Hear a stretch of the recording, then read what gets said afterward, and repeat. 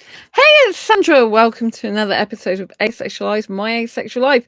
This is a place to be for education about asexuality, all things asexual, entertainment, education, information, and lifestyle. So if that sounds like something you would enjoy watching, please click the subscribe button, hit the bell icon, subscribe, then the bell icon. So today I'm doing another no sex movie review, which asexuals who are sex repulsed will absolutely love to hear, because asexuals who are sex repulsed really hate the fact that so many movies have sex in it, sexual connotations, sexual innuendo.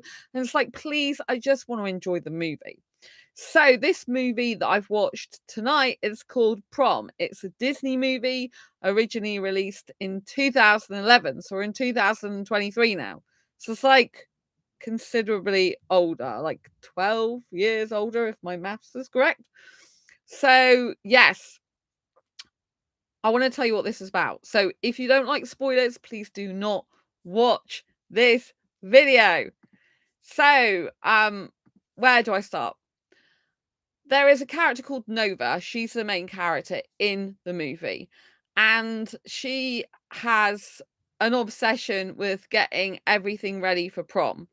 So, the whole film is centered around a prom night, prom day, if you like, the night of the prom. And basically, a prom is when you graduate and you have this massive celebration, usually in America. And it's like a disco dance type thing where you wear your best clothes, you go as a couple usually, and it's like a marks your coming of age, like you're going transitioning from one type of education into another type. So it's when you go and graduate and you apply for other places. And so it's a chance for the students to get together in the end to celebrate the 4 years, or however many it's been. It's usually 4 years, I think. Might have changed since the movie. I don't know. It could be 5 years now. Could be different. But anyway, I think in the film it's like 4 years. And they celebrate the years they've been together throughout the prom. And it's like basically, it's like celebrating the life they've had together for all those years. So it's a very significant time in their life where they're just celebrating the fact that they've ended one phase in their life. They're going to go to another, and it's usually an opportunity where people get excuse me, where people get together with the person they love or are crushing on or are attracted to. And so it's a very significant moment in their life. Sometimes they've been waiting, like it shows in the film, for all these years to tell a person they love them, and they just haven't found the courage. And the prom is like the last time they're going to be together. So it's like you either do it now and tell them how you feel, or you don't bother. And so there's kind of a lot riding on this prom night. And it's like when everyone comes together and everyone wants it to be like this one special night. So there's a lot of pressure to get it right. And Nova is from quite a prestige, like quite a, I don't know if I'd say her family is prestigious, but she's very talented. She's the school president. She is hugely successful in her career. And so her family's a bit more upper class, and she's got two friends. So she sets off with her two friends in the beginning of the movie, and this guy she's got a crush on. Um, she she gets them all together, and they've got a few weeks to get the prom ready, basically.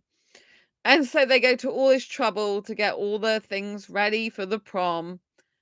And one of the guys, who is Tyler, is cheating on his girlfriend Jordan with a girl called Simone. Now, Simone didn't know Tyler was still in a relationship with Jordan.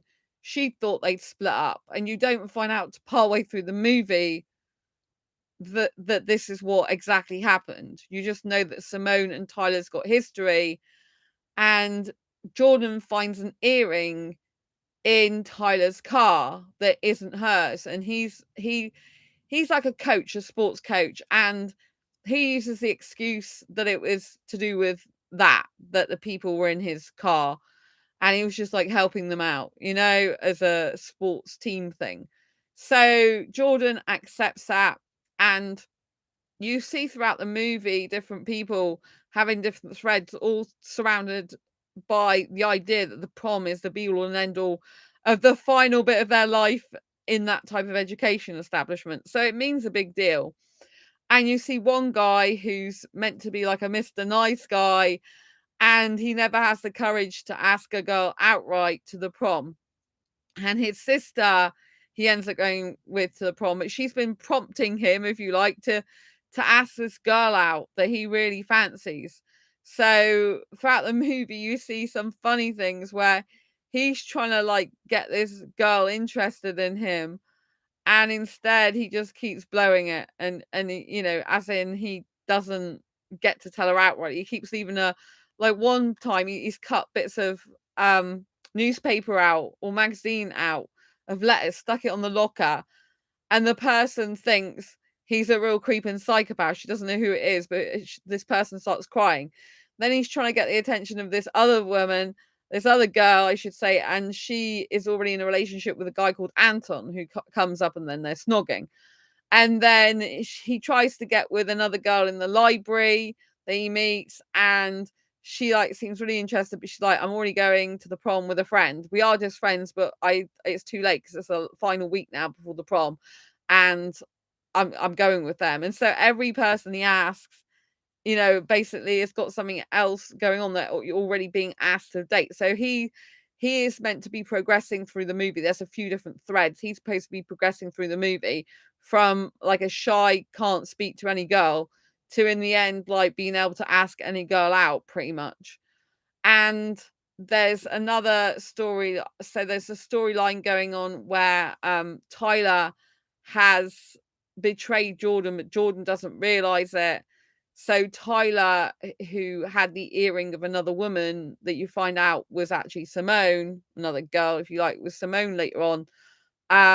He covers it up. He lies to Jordan, and Jordan thinks that he's going to ask her to the prom, and like, why aren't you asking me? He's like, oh, I've got something planned for that.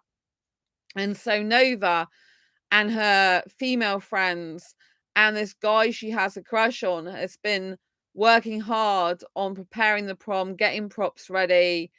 And this guy she has a crush on, who've worked together basically for years, she wants him to ask her out, but instead of him asking her out in a romantic way, all he does is say, oh, I've got an extra ticket, which she handed to him because she was the school president and in charge of this, and you've got a ticket to it to bring an extra person along. There's also another guy who helps out as well, and basically he gives her one of the tickets back and just says that for practicality reasons we should go together. And she's really disappointed because she had a huge crush on him, really likes him, and wanted to be in a relationship with him, but he's just not understanding her.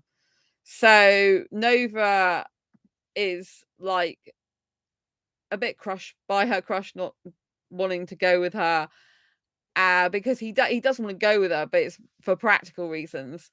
And it's not because he really likes her more than a friend, more than a work colleague, if you like, more than a student colleague.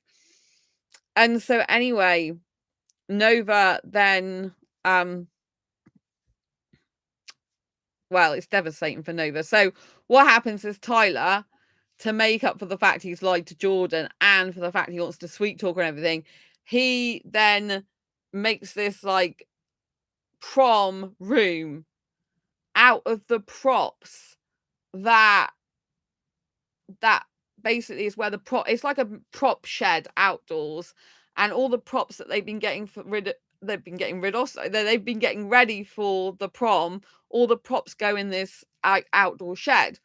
And so Tyler and Jordan end up being in this like sheds place together, but he's made it all nice with all candles everywhere, really romantic.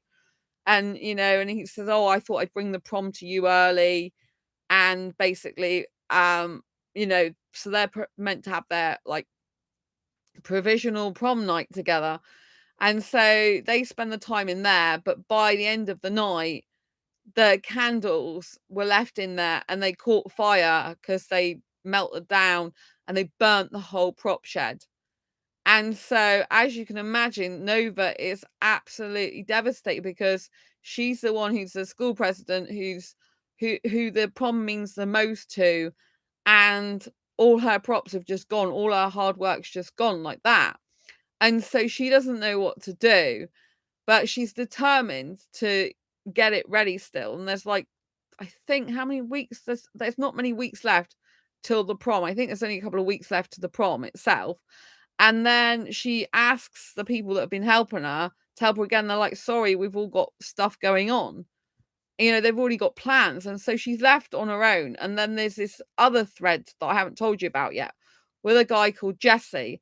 And Jesse is a school rebel. He misses classes. He rides his motorbike into basically the school, if you like. I don't know if it's called school or college over there because I'm in the UK. But he's basically he's basically the rebel, and he doesn't want to do anything to help someone else, and he's very much considered as being self-centered and a rebel, and that's the way he comes across anyway. And so yeah, it's really like not great. He's basically a character that is for himself, very selfish. This is how he comes across at first.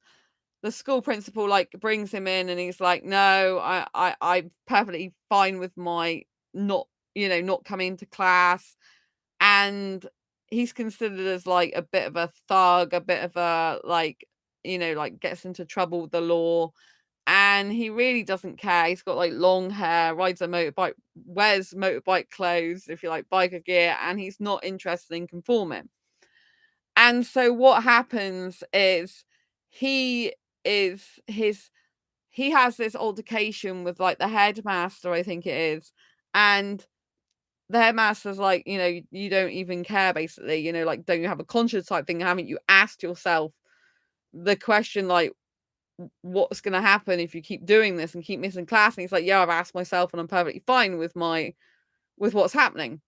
Then you find out this other part. This character's called Jesse.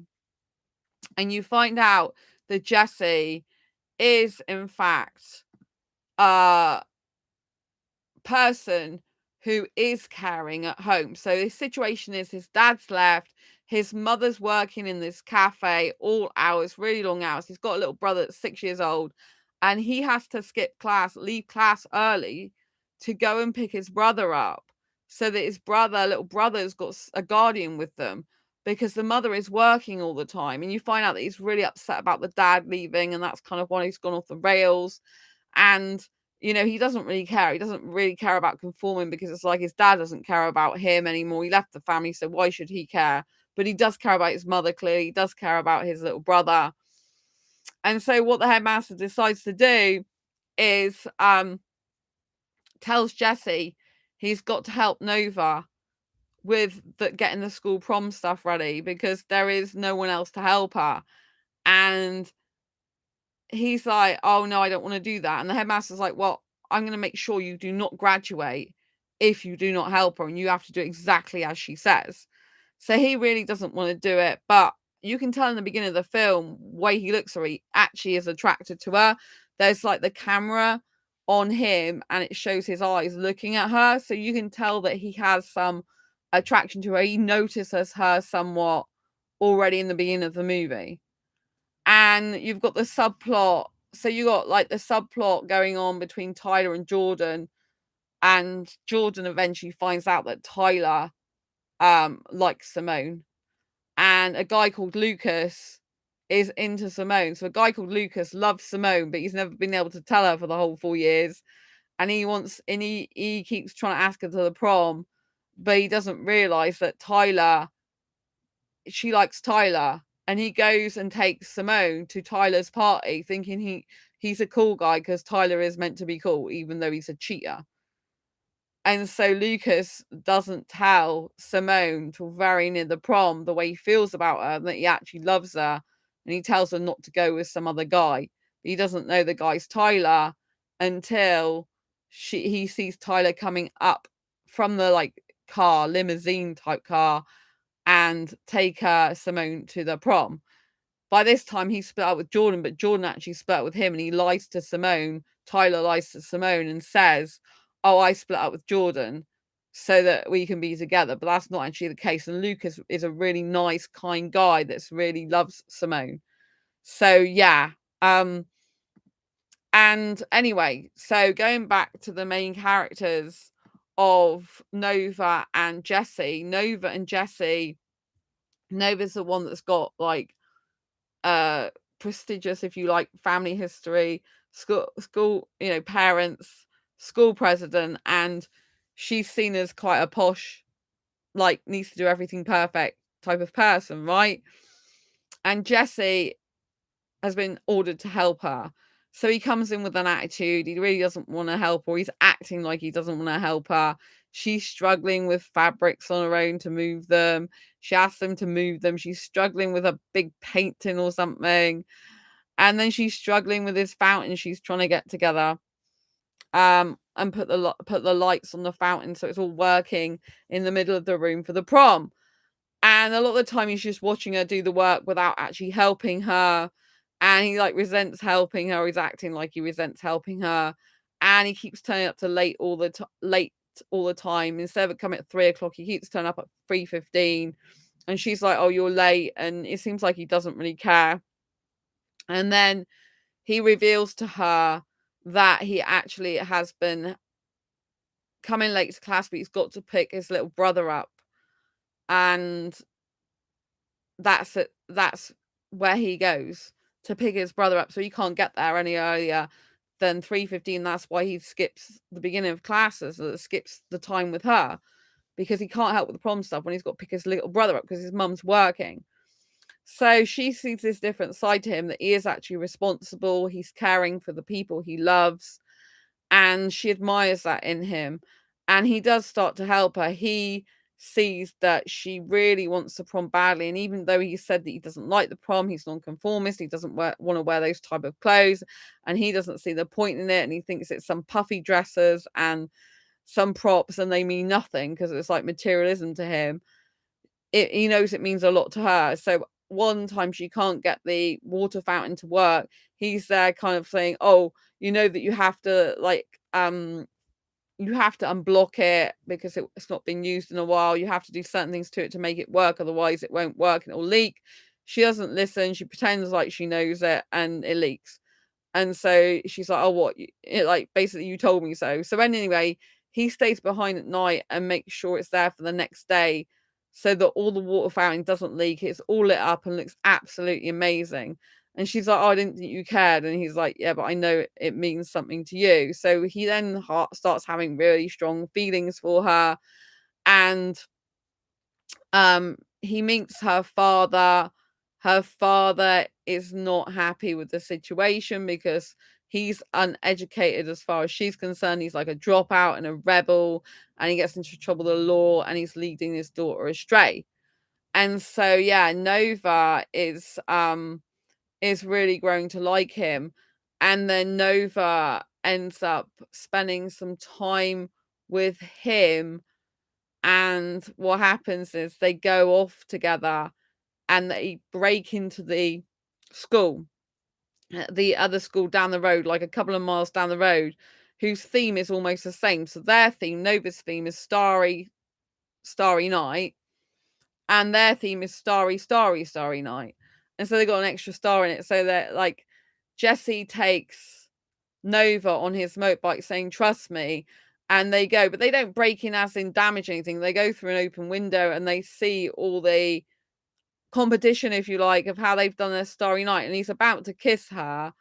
And she's like, "Oh, what are you doing? You're about to kiss me," because a prop nearly fell over. And they didn't want to they didn't want to alert the security guard because they'd broken in, or anyone to hear them. And he said, "Oh, if you was going to kiss you, you'd know about it." And she's like, "Well, why? What, didn't you want to kiss me?"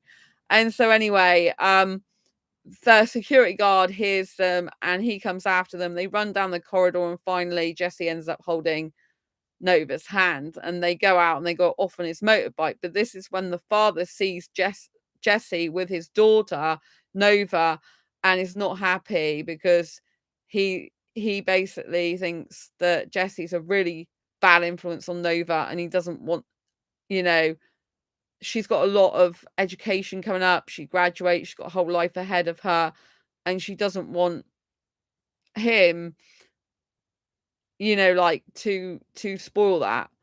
And anyway, she does Nova does go with Jesse to look at prom dresses, and they grow more and more close to each other. And the guy that she had a crush on, who helped organize the original props, he's got to go for an interview for like a university somewhere, and so he can't make the prom, so he lets her down and says he can't make it to the prom.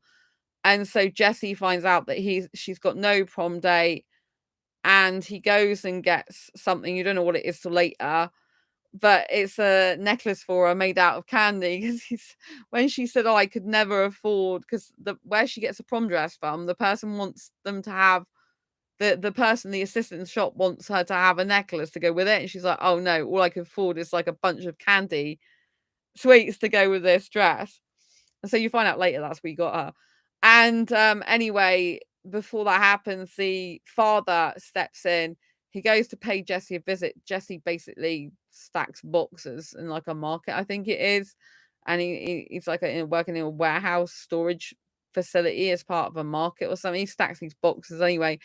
And he tells Jesse to leave my daughter alone, to not basically go to the prom with her. And I know you've got feelings for her, and if you really have strong feelings for her, you'll leave my daughter alone, because it's better for her education and her life that you're not in it, basically. So Jesse is really upset because he really cares about her. And Nova's met his mum and the little brother before this happened. And Nova went to the cafe where his mum works, and there was these three young guys that were basically throwing food all over the cafe table.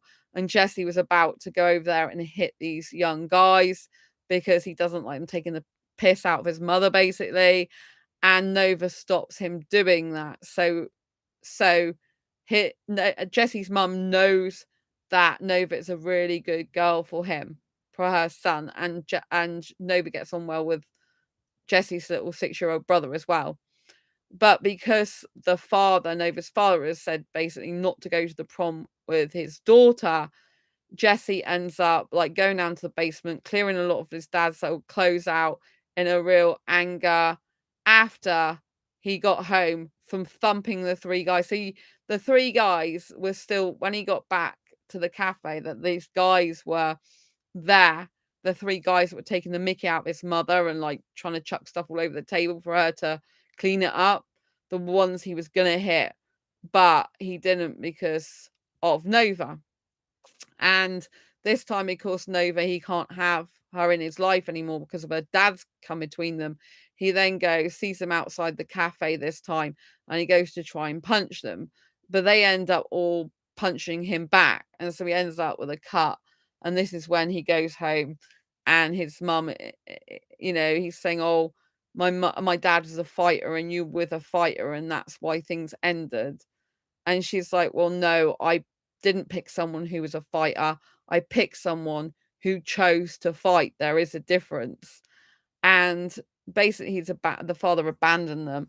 And so the mother says to Jesse that, "I know how you feel about Nova, and that you fight for everything else, but basically, why not fight for her?"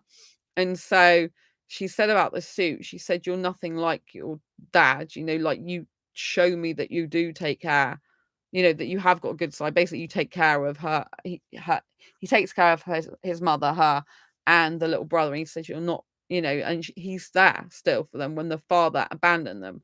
So he's like, you're not like, she's like, you're not like your dad was."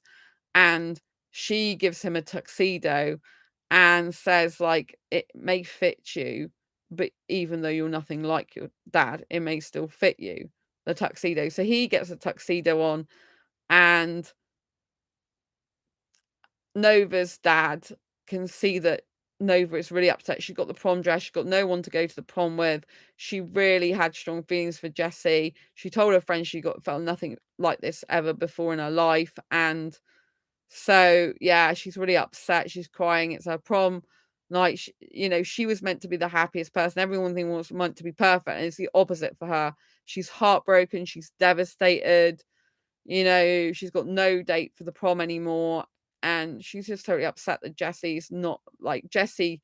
Basically, pretended he didn't care because her dad, because Jesse pretended like he didn't care because Nova's dad stepped in and told Jesse, to back away from his daughter. So that's what he did. And then as Nova's dad and mum are together and taking a photograph of Nova for the prom, she's nearly in tears. And they say, "Oh, come on, be happy." And she's like, "I don't feel happy. I feel miserable." And he's like, "Oh, you got your whole life ahead of you with all your education." She goes, "Yeah, but I don't really care about that." And the mother's like, "Oh, we're talking about just one person here, aren't we?" And she's like, "Well, yeah." And so she's like basically saying that she cares about Jesse. And so in the end, Jesse's mum talks Jesse into going to the prom to get the girl that he wants. And also, excuse me. Also, I get a bit teary, Izzy. Also, there's Nova's dad and mum, like, we're together, like I said, taking a photograph. Nova's really upset, and then her dad admits that he had a word with Jesse, and so she knows that it's not Jesse's fault and that the dad warned him off her. But anyway, so she goes to the prom, and it's quite interesting because at the prom, what's happened is Lucas, who liked Simone, who told Simone he loves her, Simone went with Tyler, who'd cheated on Jordan, and then Jordan dumped him because she realized what a horrible person he is, and that she'd rather be single on her own, even though she's been with him a long time.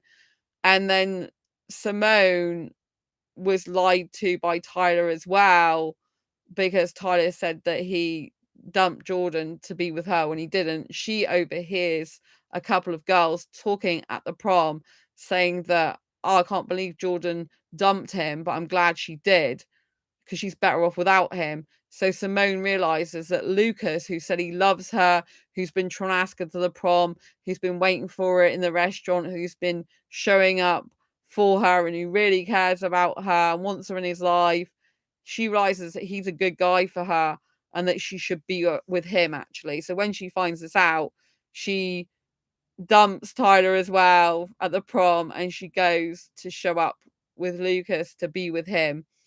And so part of the story is with Jordan, who no longer is with Tyler, who's a liar and cheater, basically, that Jordan realizes she's better on her own. So this is a part of the prom where this person realizes their own self-worth, their own self-value. They're better off on their own than with the wrong person. And then Lucas gets a girl that he wants in Simone. And they say at the end of the movie that, this is basically a prom where good guys do win. Kind, good guys, nice guys do win in the end, which I like. And then you've got Nova, who actually ends up with a bad boy, if you like, but he's turned good because in the very final bit of the prom, Jesse comes in with a tuxedo, and he is in the prom, like, is in the room as the prom's happening, and then he asks Nova she said, like, "Oh, you came?" He's like, "Yeah, would you go to the prom with me?" She said, "Yeah." And she goes, "Oh, I didn't think you wore stuff like that, the clothes, because you're non-conformist." And he's like, "Yeah, but I rock it, so it's okay."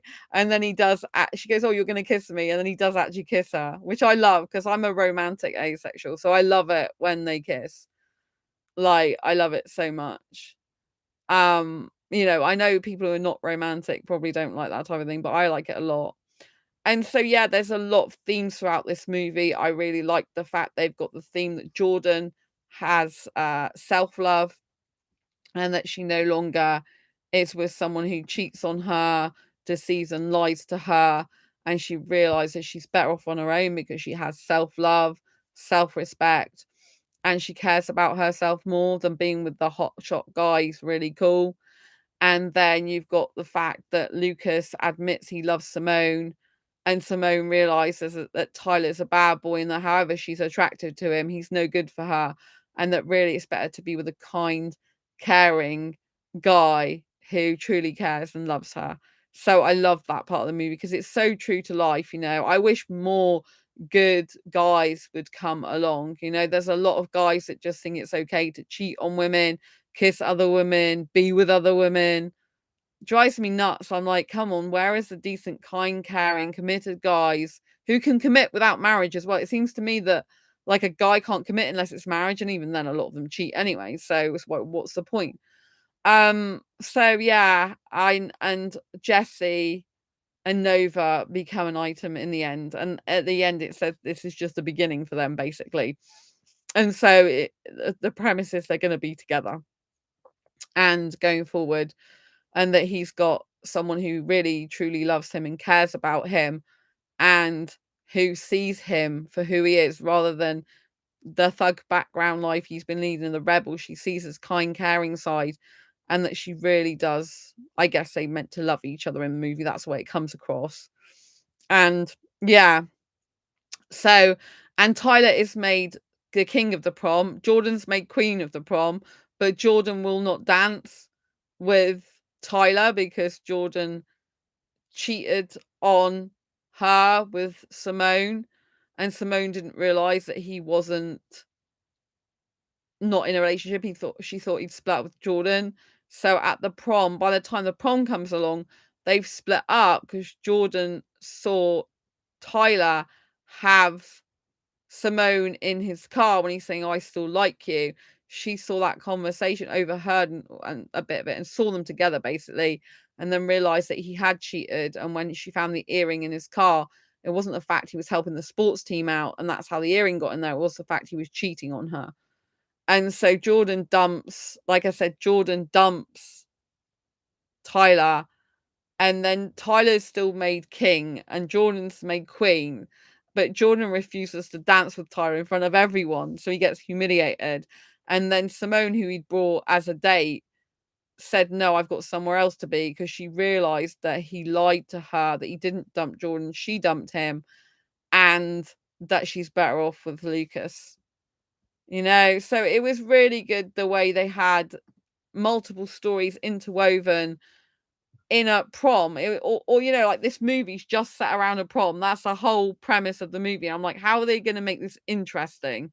How are they going to bring a lot of different storylines together? And they did do it really well. And one of the guys that was afraid of asking anyone out by the end of it doesn't have a problem asking girls to the prom. So you saw him going from shy, Mr. Nice Guy, like doesn't fight for what he wants, to like in the end just like trying to get what he wants. And in the very end, this girl ends up sat next to him. He does look a bit of a rebel, actually, with a ring through her lip. But he's like, "Oh, where have you been all my life?" And so, like, yeah. And his little sister goes and dances, but with girls, because she's not a boyfriend. But it's really interesting. I did like the movie. I love romantic movies. I like it when they turn the guy, I guess, from a bad boy into a much better guy because he loves the girl, and he changes because he loves the girl. And in real life, a guy will not change unless he truly loves the girl wholeheartedly. And good guys, that is, guys who are really not that good, they're not consciously aware of themselves, they don't want to change, they don't want to grow together as a person in the relationship, you know they don't end up changing. But I just wish there was more guys in real life that were kind, caring, sensitive, who really loved the girl and just wanted one girl, because quite frankly, that's the type of guy I want. I'm not into guys who are into multiple women and stuff. Like, I do kiss guys in clubs if I want, because I give myself permission to do that. But I just want one guy in a relationship who's dedicated to me, who, if I went clubbing with him, for example, I would know that he was just super into me and not interested in any other girls. I think guys who've got multiple girls, they're not really that interested in one girl. They don't really appreciate what they've got. They don't value the one person in their life they've got. And they end up like having superficial relationships, having things that relationships don't really mean anything. They don't go anywhere. And it's just like going from one girl to another without actually feeling anything for any particular girl. and it's really ego driven. It's to satisfy the ego of that person, and it's to make them feel good about themselves and to make them feel like, that make them feel like, oh, I can get anyone I like in a unhealthy way, like, because it's like the person's disposable and they don't really care about their feelings. And when a person is disposable and they don't really care about that person's feelings, then it's not true love. It's just a facade, a superficial thing, an egotistical driven thing. And I really wish there were more nice guys and kind, caring guys coming forward. A lot of people in the world have traumas from their childhood and traumas throughout their life that does affect their relationships. I found out about 90% of people have trauma, at least of the population, and that affects their relationships. So we've all got our own different traumas. They affect us differently. And some people end up avoiding intimacy and real, true, authentic relationship because it can be painful and can hurt. And others, that I'm anxious attached person, and that makes it difficult to have a relationship as well. And there's anxiously avoidant people who are part anxious, part avoidant. So they're up and down the whole time, 1 minute blowing hot, the next minute blowing cold. And so all these kind of attachments from childhood and the past usually crop up in relationships. And I think it's hard to find a guy who's a good guy, but also very boundary driven. There seems to be this thing that, oh, you have to be so nice all the time to everyone that you haven't got any boundaries with people. And to me, that's not a good thing. You've got to have standards in life. You should have boundaries. You should have things that are for certain people, not others. I don't go around.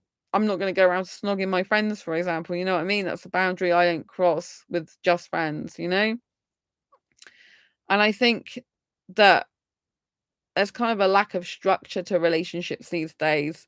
Like, a lot of people don't seem to understand the value of a relationship. They don't seem to understand how, when you dead, basically, there'll only be a few people that genuinely cared about you by your bedside, by your grave. And and if you're just going from person to person to person, you're being superficial about things. You want people who would genuinely care about you, who will be there till the very end and who love and adore you. And that is priceless. A relationship takes work, time, energy, and effort, high levels of communication skills, honesty, transparency, shared values, shared goals, um, complementary life missions. We can have different goals, but they must be complementary. For example, if someone wants to backpack around Australia, but another person wants to be a speaker in London, in the UK, and live in London, that isn't going to work unless you like long distance relationships. It's just not going to work. And so, that's like, if someone's got goals, so say someone wants to, I don't know, be like an artist, for example, and the other person wants to be a musician, that might go together, even though they're different, because they might be able to both work at home together. One might actually, the musician might play music which inspires the artist, for example, but the musician might be away a lot. The artist might like that alone time because they can paint more. So it depends on the people involved, but you've got to have shared values. A person in a relationship should be your soulmate, in my opinion. And that's why I haven't got into a relationship yet. Like, I haven't found the right guy for me yet. I need my soulmate. I don't want just a boyfriend or just a life partner, but I want a life partner, soulmate, bestest ever friend, love of my life that I can totally trust, who's secure and committed to me, and who is really super into me. I haven't met that guy yet. I believe I was with that type of guy in a past life, Indian guy. I really do believe that I can feel what it was like, and I can feel what it would be like in this life, and I'm either going to get the guy that I really want, or I don't want to be with someone. I don't want to be with someone except second best. No one should settle for second best. No one should settle for a liar. No one should settle for someone who doesn't really care about them, who doesn't really love them, who you're just a number to, who they don't think about hurting your feelings. They don't care about your emotions. They think it's fine to go around flirting with other women, being with other women, kissing with other women. Or it could be a woman that's doing this to you if you're a guy, for example. It's not on. It's disgusting, in my opinion. Absolutely disgusting. Life takes discipline and different things. Why is a relationship any different? And why do people think you don't have to work at a relationship? Of course you do. You've got two individuals coming together. You are different people. They're never going to be identical people, even if they've got some of the same goals, missions, ambitions, and dreams. You're dealing with two separate people, and you have to work together to understand each other and come up with solutions which is suitable for both people. Or you have to agree that you're not going to be a compatible partnership. And I think that some guys will change for the right woman. They will do things for that woman they would never do for anyone else. And I think other times guys will never change. They will not become a better person. They will still be lying. They will still be covering up things, still deceiving, still cheating, still kissing and flirting with other people. So it's difficult. Dating out there is difficult. It's difficult if you're asexual anyway and don't want sex, because people really do. I was talking to someone on Facebook dating earlier, and he doesn't need sex now, but he wants marriage, and he wants sex in marriage, he told me. And I said to him, but what if your wife ends up not wanting sex? He goes, I don't know, but I like it. It's like, do you know what I mean? It's you can't have sex with someone if they don't want it and don't like it. Do you know what I mean? It's sexual abuse. I don't know why guys still have the mentality that they can get a wife and they're going to be guaranteed sex because it's in a relationship. I think it's good for the guys who save themselves to have sex inside of marriage, in terms of they're not going around having sex with loads of women. I think that's an admirable quality, although I think people should try sex before they get married in case they're not sexually compatible. But I also think that getting married and expecting sex after you're married is just a recipe for disaster. You should at least be discussing sexual compatibility and things you like and don't like before you get into a relationship, especially if you don't know if the person's asexual or not. Because most people who are asexual will identify as heterosexual before they identify as asexual, usually, because one is they don't usually know they're asexual for a while, and two is most people are brought up to think they are heterosexual, so they don't know any different until they discover themselves are different, right?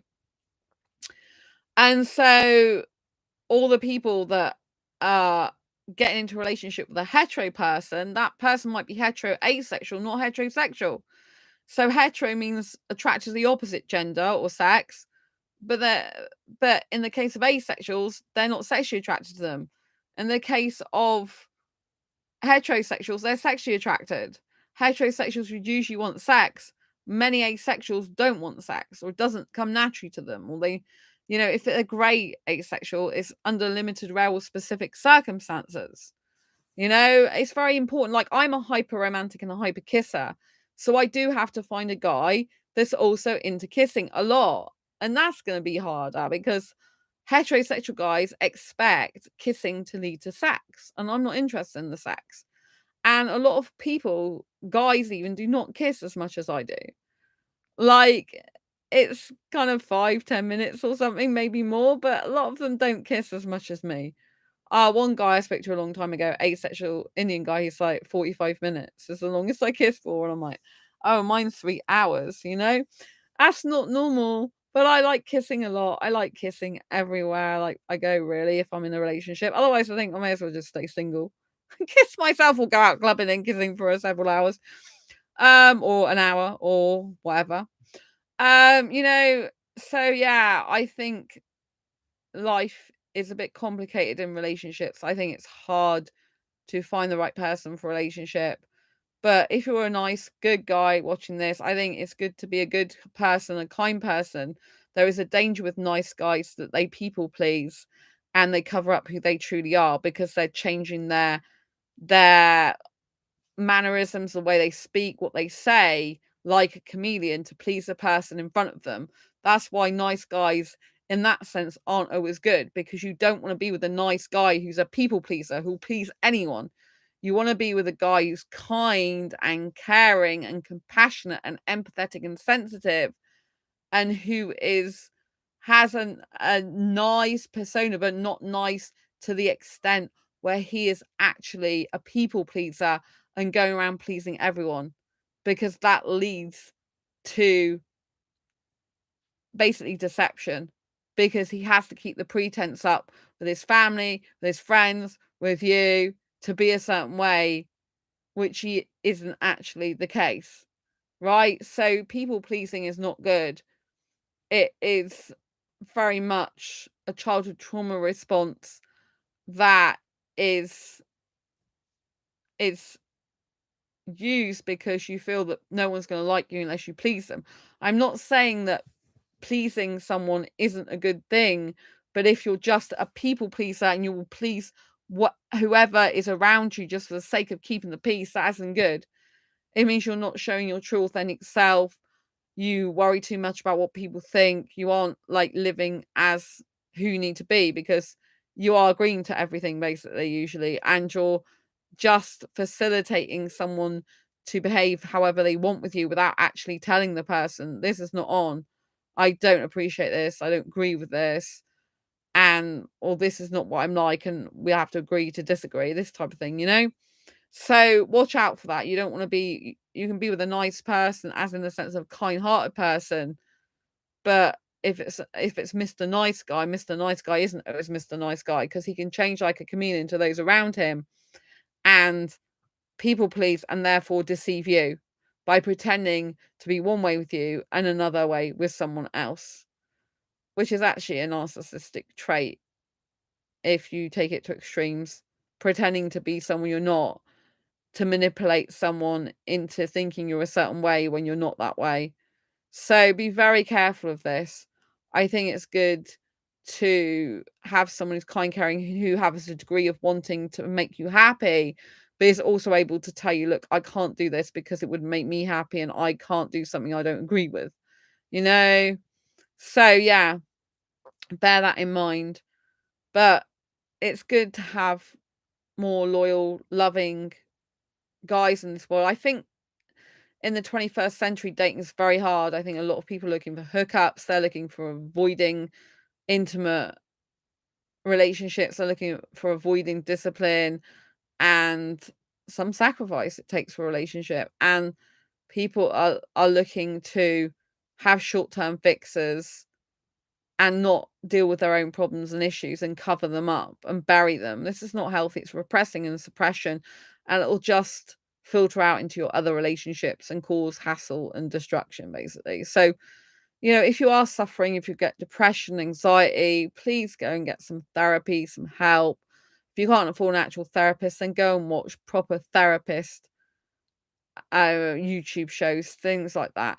Go and read some books, go and get a book from the library, go and read up on like how to help yourself with certain types of therapy, the theories behind it, certain situations, proving communication skills, improving being authentic, all these type of things. Libraries are free to rent books. And so, yeah, do this type of thing, right? Watch some YouTube videos, not these coaches that are teaching really bad techniques, but the real therapists that know something about what they're talking about, And Samaritans is always available to talk to. I think people do sometimes need to have a therapist to help unblock the triggers and unravel the shite they went through, if you like, and come to terms with like grief and difficulties, in their life. And so sometimes we do need to get some help, But whatever happens, just remember you are amazing just as you are. We all have a lot of issues that we have to deal with in life. Nothing is easy for any of us all the time. Things are hard in life, things are difficult. And when you're a child, you don't really get told this, even as a teenager, you don't get told that life is going to be really difficult and you're going to have loads of challenges, but see challenges as obstacles that you can overcome and grow and learn from and develop and become a better human being from. I hope you found this video useful, helpful, insightful. If you have, please pop a thumbs up. Don't forget to subscribe if you haven't already and hit that bell icon so you never miss an episode. I'll see you soon on the next video live stream. Comment below if you've seen this movie Prom. I'd love to know what you think. Did you like it? Did you not? And it's on Disney Plus at the moment. So yeah, see you soon. Take care. Lots of love. Bye.